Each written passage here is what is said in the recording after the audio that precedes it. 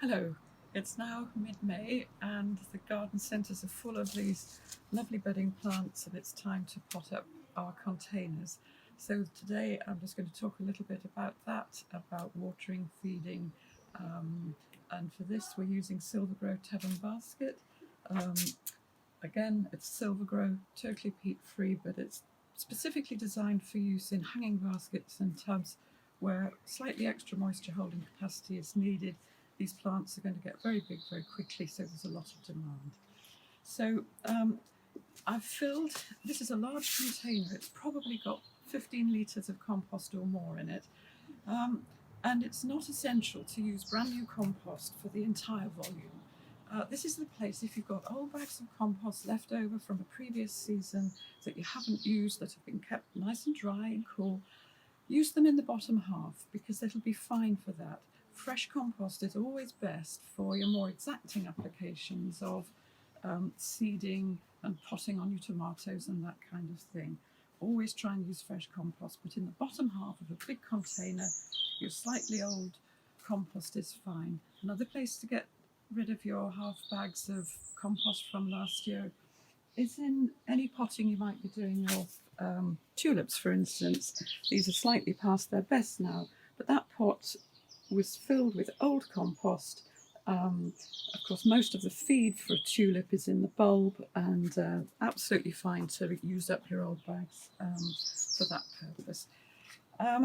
So in this compost, you'll notice that I've got some of these controlled release granules.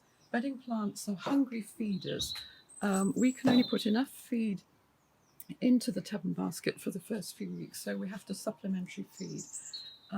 These are a very good way of doing it, very available in the garden centres, about 4 grams per litre. I've pre-added some controlled release fertiliser into this mix for the entire volume, and that will take care of the fact that the older compost might not have quite so much fertiliser in it anymore. The other way of doing it, of course, is to liquid feed after about 4 weeks, just to keep everything really at its best. I read an article from one of the UK's top head gardeners recently, and he said that one of the biggest differences that he noticed between a professional gardener and an amateur is their use of supplementary feeding. It makes all the difference, and don't be shy when it comes to your bedding plants. So the design, of course, is up to you, but it's quite nice to have a bit of height in the middle. This will grow quite a bit taller, and that can sit there as the centerpiece in the middle, a nice pink. And I'll just put a little bit of compost around it. And then I've chosen some contrasting colours. If the bedding plants are at all dry, and you can see that this one's a little bit dry on the side, just dunk them in some water for as long as it takes for them to sink and therefore be fully wetted up, because the roots around these plants are going to be, it'll take them a while to get out into the rest of the compost, so they're vulnerable at that point, the plants. You need to make sure that they're fully wetted at the point of planting, and then you're going to give them the best chance. This one's looking actually a lot better rooted, and it's absolutely wet, so it doesn't need any further wetting up. I'm going to use, as a lovely contrast, this lovely acid green Lysimachia. My container is going to go down here, so I only need trailing plants at the front, and those two will sit very nicely and provide a lovely contrast to the pinks. Move that one around. You don't have to get it right first time. You can, and then I'm going to go for some of this lovely contrasting dark petunia. And all the time, it's easiest if you fill in as you go along. You must make sure that the root ball is entirely surrounded by the fresh compost.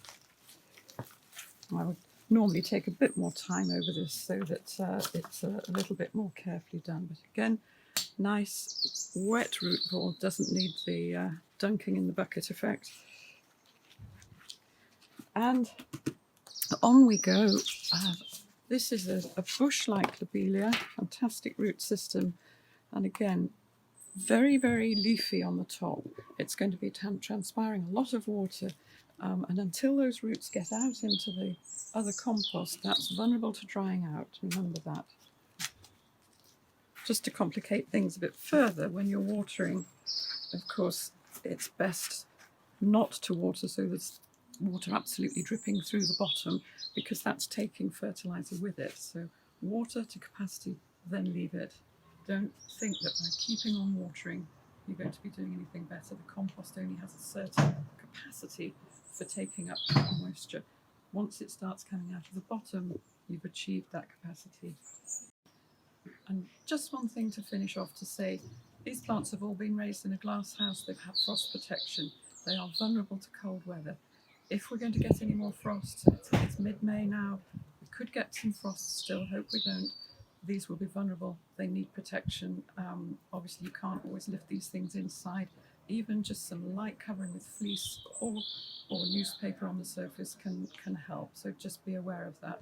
We are still at that risky period where that could happen. But otherwise, an absolutely wonderful display that will go on all summer long, as long as you remember to water and feed and do enjoy.